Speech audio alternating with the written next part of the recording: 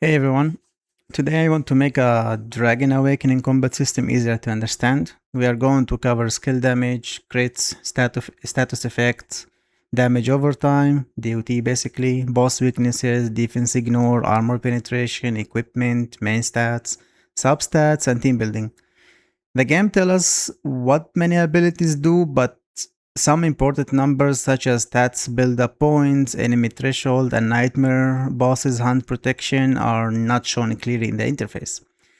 So I did check the game data and basically I data mined it and then compared it with controlled in-game test. I did test some and it actually showed like the truthness of it. So we can make better builds using real information instead of some guesses. So disclaimer, this video is not being made to attack the developers, damage the game, spoil the experiences, or to encourage cheating. The purpose of examining the data is educational to understand the system the game already uses, explain unclear mechanics to player, and help the community choose sensible gear and teams. I respect the work that went into the game and I hope clear information helps the player enjoy it more. Also, this is an independent community research guide. It's not an official developer formula sheet and not a modification of online progression. It uses local exported game data from the client, read-only observation, and controlled game test to explain mechanics. No private player data, developer source code, or server access was used. Updates may change these values. Verified means the value appears in the extracted game data rows or was reproduced in the control test. Recommendations are informed build advice, not an official guaranteed of best in slot performance. Okay, by the end of the video, you will understand how a skill starts from attack power, why crit numbers are larger, how 1 to 3 dot stacks work, which status counter each nightmare bosses, which character apply them quickly, and why build that is strong on one boss may be weaker on another. We'll also give a practical summary of the main stats, substats, runes, and equipment combinations worth aiming for. So, let's start.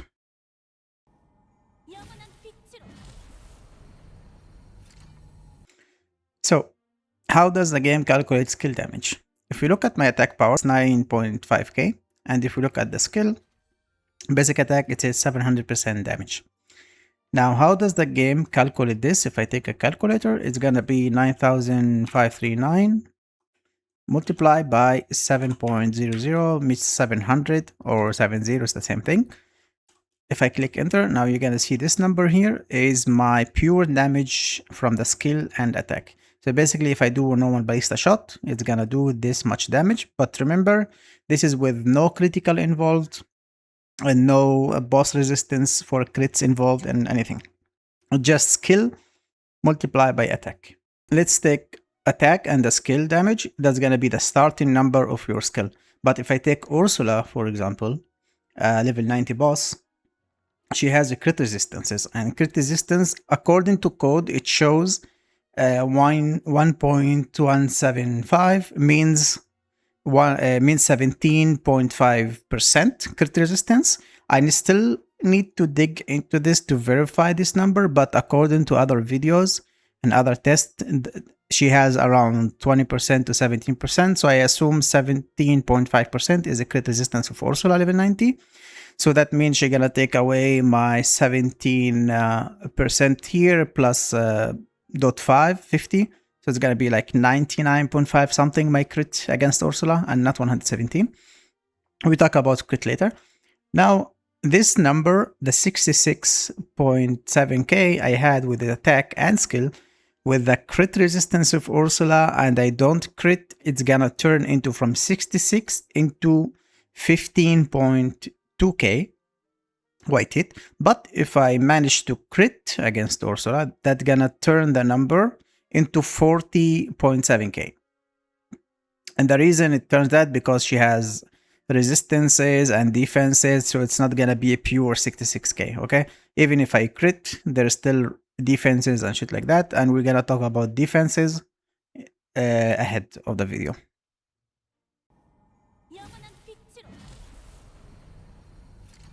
Now, let's talk about something important that has been mentioned, and most of the community know that, but not everyone knows that. This one is easy to show in game. The stats screen display crit damage. For example, if it says 167.69, that's my crit damage that's shown in game, right? But in reality, it should be 267. Why? Okay, so there's a formula in game. I will display it on the screen. Basically, it adds 1 in the math, and 1 means 100. So basically like 100% plus 167 equal to 267.69. And the real critical damage is 267 and not 167. Okay. Now that I mentioned crit damage, I go back a little bit on critical rate. For example, I said like Ursula has 17.5% critical resistance. Even though I have 120 critical resistance or 17.5, she's gonna take away the 17 and it's gonna remain 100% critical rate I have against her. But that doesn't mean I'm gonna crit every time. She's gonna still produce white numbers, basically non-crits, and this to other factors of her kit. So basically, I would say against Ursula, it's better to aim around 120 critical rate. So you're gonna remain at least with 103 or something like that critical rate against her. But even if you get white numbers, don't think you're gonna crit every time. That's due her other factors of defenses and other things besides critical resistance.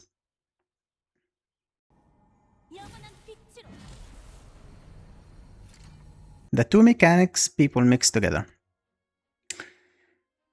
A status can do two separate jobs. First, burn, shock, poison, and bleed create damage over time. And second, while the matching status is active, the enemy own profile can make a matching attack hit harder. Those are not the same multiplier, and extra stacks only have confirmed ladder for the DOT part. So let's talk about DOT first in this part. So what do we get from this? That DOT doesn't matter. Shock, poison, bleed, and burn, they all do the same damage. They do not crit the enemy. They're always going to be white color. And they have interval of 3 seconds, each in between tick. And first stack deals 50%, second stack deals 75%. 75%. And the last stack, third stack, deals 100% of the attack power of the character. Okay? So, with that taken in mind, there is also the duration of the element status on the enemy. Like we saw, he had shock, but the elemental, which means shock, poison, bleed, and fire burn, they always last 12 seconds on the enemy. Okay, whenever it's not 12 seconds, after 12 seconds, it's gonna disappear, even if you have like 1 stack or 2 stack. But they can have like next hit gonna fill them again. And the other part, the physical stats, which means airborne, knockdown, stun, maximum stacks are 1, and the duration of them is 6 seconds.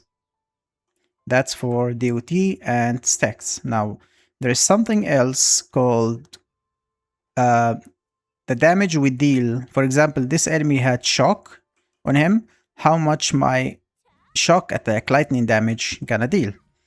It's a purely 1.5% for every mob in the game, for hunt bosses as well, but it's not for raid bosses. About how much damage your lightning or fire or poison attacks gonna do on enemy that has a stack or 2 or 3. By the way, it's the same damage. Doesn't matter if you have 1 stack, 2 stack, or 3 stack. It's permanent same damage, like the boost 1.5. So how does it work? If first, the easiest way to see is my attack, right? How much damage does it do? After that, I need to multiply that by 1.5, and it's gonna produce me the damage boost I'm gonna do into the enemy. And let's see. So for this guy, if I hit him once, right, it's gonna show 194. But if I do lightning on him, okay, now if I hit him once, oops, not crit, 291, right? By the way, crits are different. You have to multiply the crit number and not the white number. If you hit him with a crit, you have to multiply the crit 1.5, and it's gonna produce the thing. Now, before I actually, oh, he went back. So now let's see, it was 194 my basic attack, right? After he had 1 stack, I multiply this by 1.5. As you can see, it's the same number. It doesn't matter if he has 2, it doesn't matter if he has 1, it doesn't matter if he has 3. That's a static.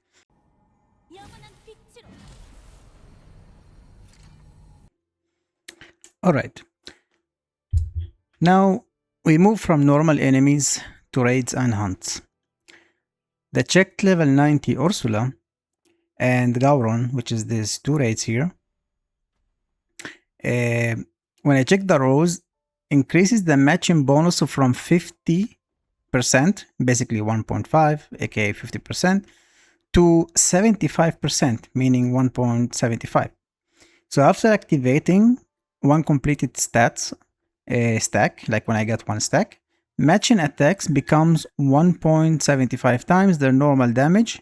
This is the rate target rule stored in the enemy, not an extra benefit from reaching a stack or 2.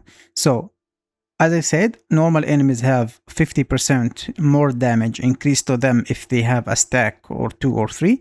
Raids and hunt bosses have 75% damage increased to them. But I give an example. Let's talk about burn. For example, if I have burn on Ursula, and then if I do fire damage to her, if you have 1 burn stack or 2 or 3, doesn't matter, as long as I do fire damage on that stack, it will be increased by 75% damage to her.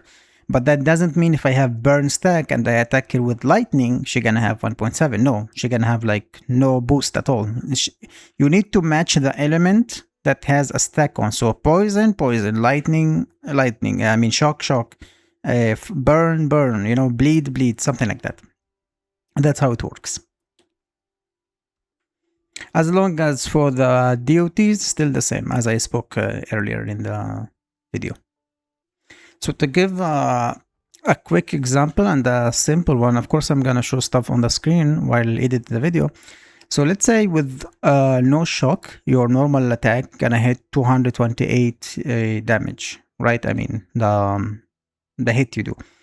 Then once you have 1 stack, she gonna active the 75% matching vulnerability. Why I call it matching? Because you have to match the element, like as I said, shock. The same hit becomes 400 instead of 228, because 228 times 1.75 is like 399, but the game does some rounding, so it's gonna appear as 400 in the screen. Stack 2 gives about 400 direct damage. Its additional benefit is rising. The separate DOT base from 57%. So basically the DOT does its own damage, and your 75% times percent or 75% damage from matching element is a different damage as well. But the DOT is static from its own damage. And same thing goes for the raid boss of Gauron, and the same thing goes for the hunt bosses. So those take 75% and the rest of the mobs have 50%.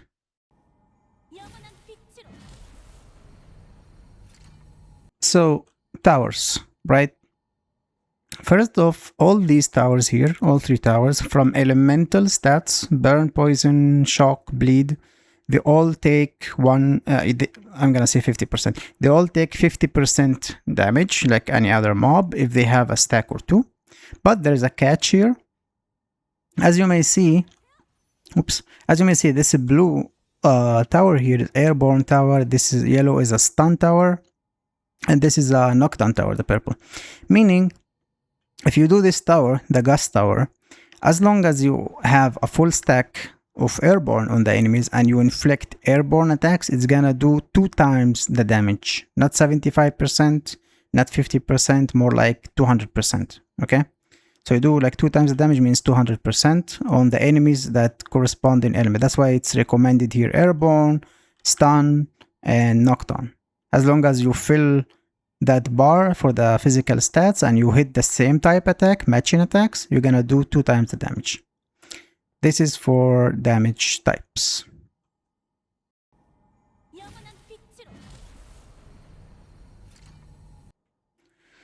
Alright, build up resistances, control how fast the circle fills. What does that mean? Here's a clean version. A monster shock resistances tells me how hard it is to fill the shock circle.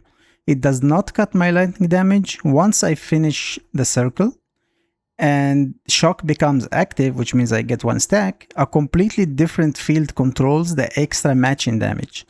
Ursula, for example, can therefore be slow to shock and still take 175% times matching shock damage after I successfully trigger it. What I'm saying about here, there is bosses that have resistances for the build up, on the circle build up, you know, the stacking when it's charging. Like sometimes it feels faster, sometimes it doesn't feel faster. That's the only resistance they have. So for example, Ursula, she is offensively, she's a shock type. And people who played Genshin on other Hoyo games or other games like that usually say if the enemy has this type of attack, for example, if it's an enemy is a fire enemy, then naturally it should have resistance to fire, right? But no, in this game, Ursula, the raid boss level 90, she has offensive shock attacks. She can build up shock on the player, but defensively, she's not shock. That's why one of her weakest element to stack on her fast, first is bleed. I will show you a table later. First is bleed, and second is shock. Shock and freeze, I think, or shock and burn. Now, how does shock build-up work? Okay, so before shock is active, there's a formula that I call it points in the files. For example, like when you fill the circle, I call these fill our points. So basically, these points divided by the target shock resistance. After the stack becomes active, there's no more resistance, right? Because it's already active. Then the matching shock hit equal to the normal post defense shock multiplied by 1 plus the shock damage. So for an example, I'm gonna take Ornette against Ursula, right?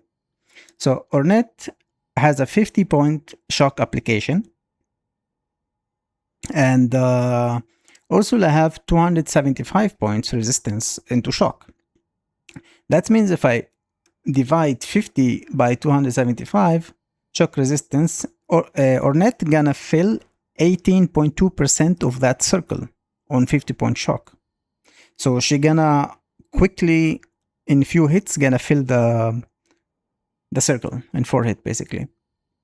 So after the circle is complete, normal matching shock hit is gonna be multiplied by the 75% damage I said. So basically, once you fill that shock circle, it start doing the 75% damage on her on the matching type element.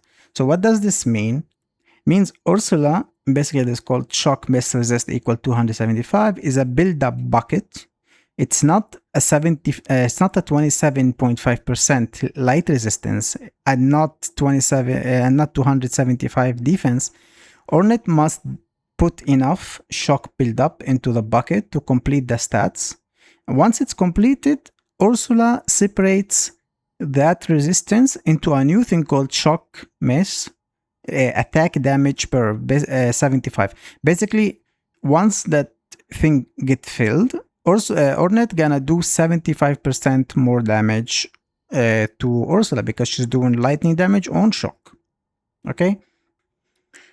So here's the important part. Skill damage and status points are different numbers. Like basically the build-up numbers are hidden. It's not shown on the screen, which means like an attack that can do damage, you're gonna see the damage of the attack, but you will not see the build-up of the circle damage on the screen because it's like under the hood.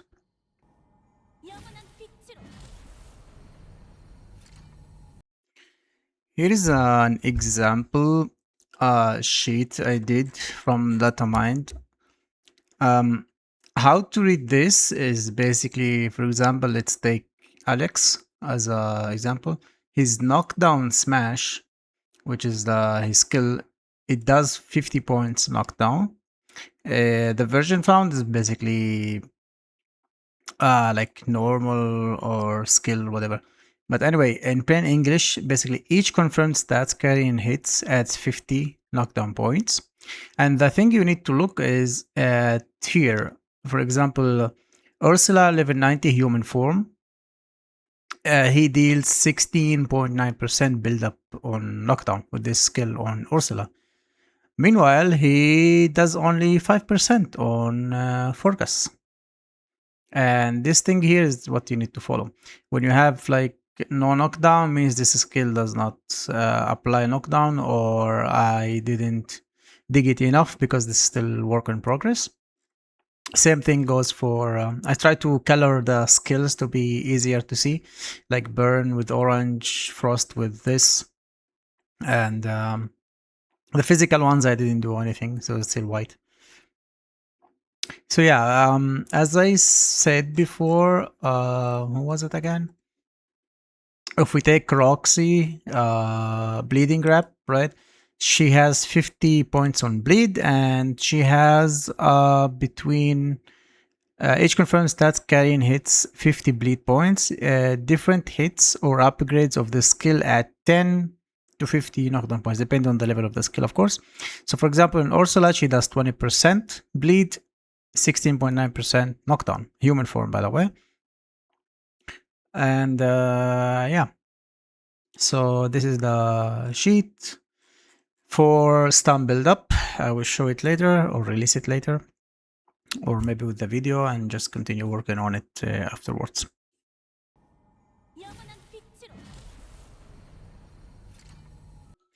Okay, so as for the raid ratios, this table here shows the raid, Gauron and Ursula. These are the physical stats, how low each, basically the lower number, the better thing to take. For example, Ursula human form, it's better to take bleed and then shock and frost because they are the same, but the bleed is the lowest. I think bleed is the lowest in all of them, kinda. Ursula True Dragon means the second phase of Ursula.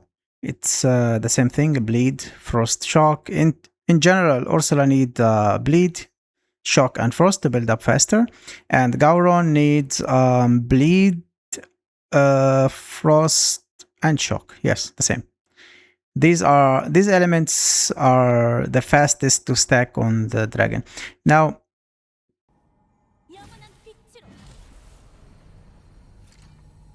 for this sheet, it's for the nightmare level bosses on Hunt. And now, so people what know about Hunt is that they have a certain reduction on themselves. So what have been confirmed from the files, that the protection is 80% less damage, not 90%, like people say. It's completely 80%. Every included Nightmare Hunt boss equips a passive skill, and that applies the same buff, which is 80% decrease of damage. In plain English, basically, you know, like, while none of the boss for listed weaknesses is active, incoming hit is reduced by 80%. You are fighting through roughly like 1/5 of the normal hit. And yes, there's a counter for that. So in general, it's 80%. Now, how to counter this reduction in damage? You need to use a different element team. For example, in Forecast, you need to use Shock or Burn, or Stun and Knockdown.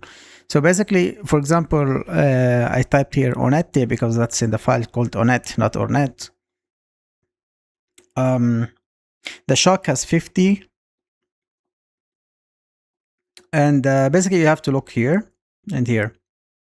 So Shock does build up 16.7% per the bar, and Burn 11 thing. So basically, once you fill up that bar, they're gonna lose that reduction. And these elements here is the one that gonna do most damage on certain boss. For example, Vanak, it needs poison and bleed. For example, Bardock needs frost and bleed. Then Galore need burn and frost and stuff like that. And if I take an example of Vanak, right? So Roxy has a 50-point bleed packet. So that means 50 divided by 270 is equal to 18.5% of Vanak bleed circle. But as you can see, he has 375 resistance to build up, and bleed is the lowest. So bleed is like, overall, bleed is the best against Vanak. Then comes poison. Against Forecast is shock. Then comes burn. And then in Bardock, bleed is the best. Then frost, and etc. etc. Now for the towers, you know, each tower has, as I said, knockdown, stun, airborne, and these numbers here shows the lowest, of course, the better. So once you fill, for example, in the knockdown tower, of course, the knockdown is the lowest. Once you fill this bar here, a full knockdown, you're gonna do 2x damage to these bosses there.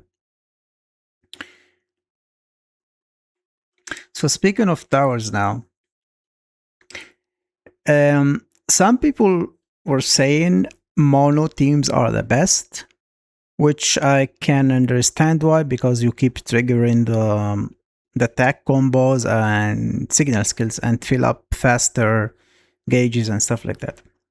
So as you can see, I added another table now for the towers. Basically, let's take the airborne gas tower, for example. Like, there is a floor with the bee and the, what's it called?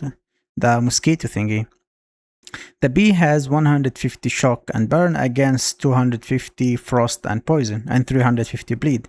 So basically, shock is the safe across bee and Karen. Burn dominates several insects, while bleed is extremely poor into the bleed mosquito role, which I actually had that issue when I played the bleed team in there. So you can read this or this as you like, but as I said, the lowest number is the best element to use across these bosses if you get across them. I might do a better design on the sheet, but this is not my priority right now, but maybe later I edit this. And one more thing, for example, in the mosquito you see 20 burn and 50 shock, and then you see 3000 bleed. That means the build-up bar, like, it has so short and burn that you can easily fill it up with burn over fill 3000 with bleed. You know what I mean? That's what make it easier. As I said, like, you have to look at the lower number, what you can fill against the bee, against the mosquito, against Karen, and fire slime here, and stuff like that. Teams can make tag smoother, you know, because tagging, and some has like a better fill up, but the resistance table does not support one mono element as best from floor 1 to 30. So as long as you can fill that bar really fast, and depend on which boss has its own bucket, like lower, for example, the B has really weak against shock and burn. So if you have like burn, that can fill it up fast and you can do massive damage to it.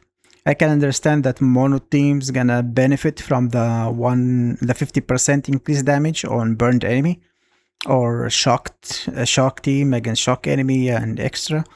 So in my opinion, the tower, maybe as mono, look for physical stats as mono. Like for example, in Airborne, go with Reyna and Airborne team, because you're gonna do 200% of the damage while they have the full stack, you know what I mean? So it's up to you and how you play actually.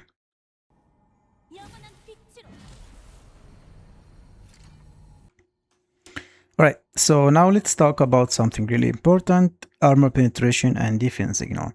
These names are where people get baited. Defense ignore and armor penetration are both the HP bar, like the red one, stats which they damage them. Defense ignore removes a percentage of the target defense, while the armor penetration removes a flat amount. So basically it's flat against percentage. Also, the white bar under the boss HP is not related to armor penetration or defense ignore. It's related to something called super armor break, which is a completely different value or stats on its own. So neither of these two gonna damage the white bar, it's only the super armor break. So an example of Ursula defense in human form, she has 2679 defense, and my Asteria have 24.89% defense ignore. That means I am going to remove around 666.80 defense from Ursula. That's without the Earthshatter buff, which I will talk about the Earthshatter buff in a bit. But before I talk about the Earthshatter buff, right, let's talk about a little bit about substats. So for substats, a lot of people goes these substats I have here, right? So now someone come and say, okay, since armor penetration also removes a flat amount of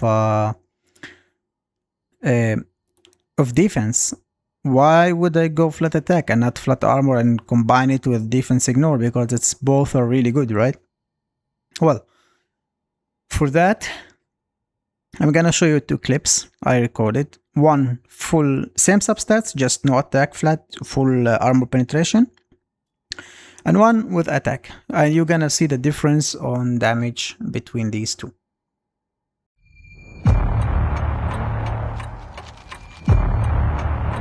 Okay, now that you saw the clips, in my opinion, flat attack is the best to have over armor penetration, because 135 armor penetration is not that huge in my opinion.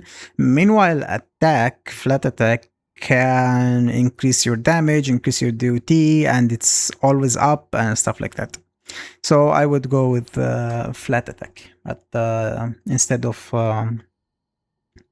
armor penetration. That does not prove armor pen is useless. It proves that this Astria build against human Ursula, trading 424 attack for 85 armor pen, it's lost damage. So yeah, I would go with these subs like you show on the screen.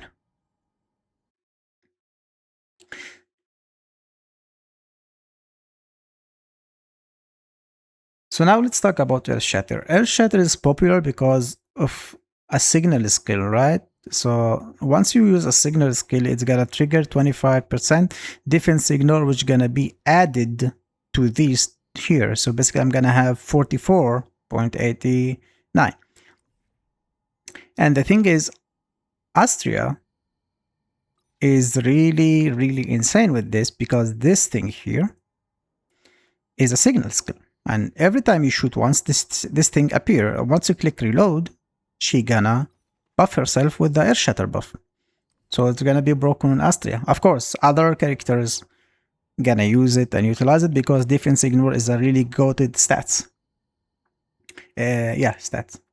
But what people doesn't know, and it's not shown here, that this set has an internal 6-second cooldown. Yeah, I can show you. So what I mean by 6-second cooldown is, if you look now next to my Astria here, once I use reload, it's gonna appear a sword and start going down. So when I reload, you can see this sword, right? So this sword is the duration of this buff, which is 10 seconds. So now look, I'm gonna shoot reload, the buff gonna appear, then I'm gonna shoot reload again, and you're gonna see the time is still going down. It's not refreshing until it reaches like the above 6 seconds, then it will reload. Look, 1, shoot, 2, see, it's still going, Now if I reload, it should refresh because it's over 6 seconds. So that's what many people doesn't know about the Earthshatter, which has 6-second cooldown. But according, you won't feel it because it's 10-second duration. But if your character is not like Astria, which his signal appears after a certain thingy and appeared again, I would look at my buff if you want to refresh it and just not use it within the 6 seconds after I use it because it's a cooldown. Also, while this set have the 2 pieces completely useless for many characters, including Astria, but the third set is really goated. And about defense ignore, it's more active, more good because it's percentage against the bosses that have high defense. So for basically against, I don't know, like a goblin with 0 defense or goblin with like 10 defense, this thing is like kinda useless, you know what I mean? Therefore, I can understand our end game is raids, tower, and nightmare bosses, which they have defense and a lot of defense. That's why this is good. But if you are not there yet, if you are not at end game yet and just doing open world stuff, or leveling maybe, don't go for defense ignore. Just go for like 3 matching sets for each character. Like for example, for her, go like 3 with this. Well, she also ignore here. But the example Ornette or Bleed, for example, just go for the 3 set here, and the other 2 just use the crit set like this or attack power set. Or 3 of this and 2 of that, if you are leveling and stuff like that. Now, since we talked about substats, let's talk about main stats. And the thing is, to go for substats, if you're not at endgame yet, if you're not at runes yet, I suggest you go attack percent on these pieces. The reason I explained, because attack is for DOT, increase your damage and extra. But if you are not at the crit ratio, which means you didn't farm the titles yet, your crit is not near 100% without titles, it's fine if you choose one of the stats here to be critical rate percentage to reach the threshold of critical rate, then focus on attack, after that focus on critical damage. And the highest piece here that grants a critical rate is the chest. It grants like 39.4%. And that's my tip. Now, some gonna talk about these substats: poison additional attack, break additional attack, blah blah blah, additional attack. Those lines are conditional flat attack actually. A maximum legendary chest give like 100 matching stats, and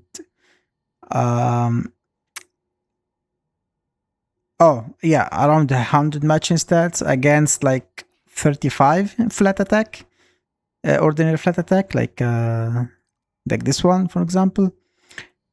The smaller slots give 70 to 25. So while the status is active, while you have a stack of burn, of poison, or of whatever, the matching line is about 2.8 times better.